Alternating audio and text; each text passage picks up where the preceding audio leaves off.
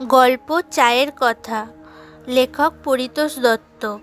চা গাছের কচি পাতায় তৈরি চা রোজ সকালে বিকালে পান করা হয়।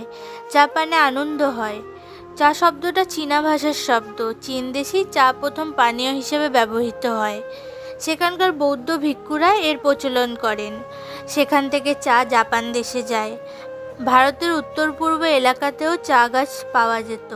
সেখানকার আদিম অধিবাসীরা বনের চা পাতা রোদে শুকিয়ে নিয়ে চা বানাতো। এদেশে চায়ের চাষ শুরু হয় ইংরেজরা আসাম দখলের পর। আসামের এক আদিম জাতির নাম সিংহের মতো দলের নেতা বোমবিসাগাম। তার কাছ থেকে ইংরেজরা চা গাছ ও তার বীজের সন্ধান পায়। তারপর ইংরেজরা নতুন পদ্ধতিতে চা চাষের ব্যবস্থা করে। শুরু হয় বন কেটে চা বাগান বসানো। চা বাগান বসাতে বিস্তর যত্ন করতে হয়। সমতলের উঁচু জমি বা পাহাড়ের ঢালু জায়গায় চা বাগানের জন্য উপযুক্ত। এই জমি সাফ করে সেখানে চা গাছের চারা সার বেঁধে লাগাতে হয়। তারপর গাছ বেড়ে উঠলে তা ছোট করে ছেঁটে দিতে হয়। তাতে পাতার ফলন ভালো হয়। এছাড়া জমিতে সার দিতে হয়, পোকা মারা ওষুধও দিতে হয় গাছ বাঁচানোর জন্য।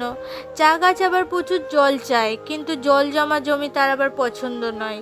সেজন্য চা চাষের জমিতে অনেক নিকাশি নালা রাখতে হয়। আবার পাতা যাতে ভালোভাবে গজায় সেজন্য সূর্যের আলোও দরকার, কিন্তু তা যেন খুব কড়া না হয়। সেজন্য চা বাগানে সারি সারি চা গাছের মধ্যে থাকে বড় বড় ছায়া গাছ। চা বাগানে চা চাষের জমি ছাড়াও আছে কারখানা। স্থানীয় লোকেরা তাকে বলে গুদাম। গুদামে থাকে নানা রকম মেশিন বা যন্ত্রপাতি। বাগান থেকে চা পাতা তুলে গুদাম ঘরে আনা হয়। কাঁচা চা পাতায় যে জলীয় রস থাকে তা শুকাবার জন্য পাতাগুলো গুদাম ঘরে বিছিয়ে রাখা হয়।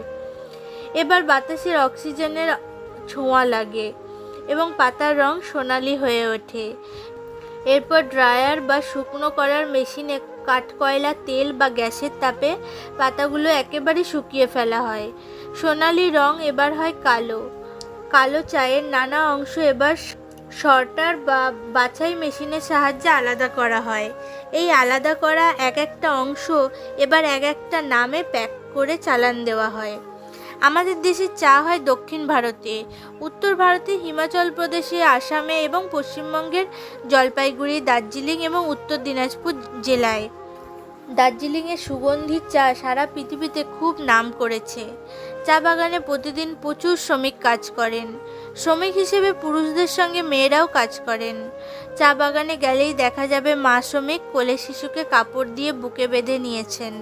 তার পিঠে রয়েছে কাপড়ের পুঁটলি বা বেতের ঝুড়ি। পাতা তুলে তাতে বোঝাই করছেন। এরা খুব সরল, সাদাসিধে আর পরিশ্রমী। ছুটির দিনে বা পরবের সময় এরা মাদল বাজিয়ে নাচ গান করেন। শ্রমিকরাই চা বাগানের সম্পদ। রোদে বর্ষায় তারা অকাতরে কাজ করেন। জঙ্গল সাফ করেন, পাতা তোলেন, মেশিন চালান।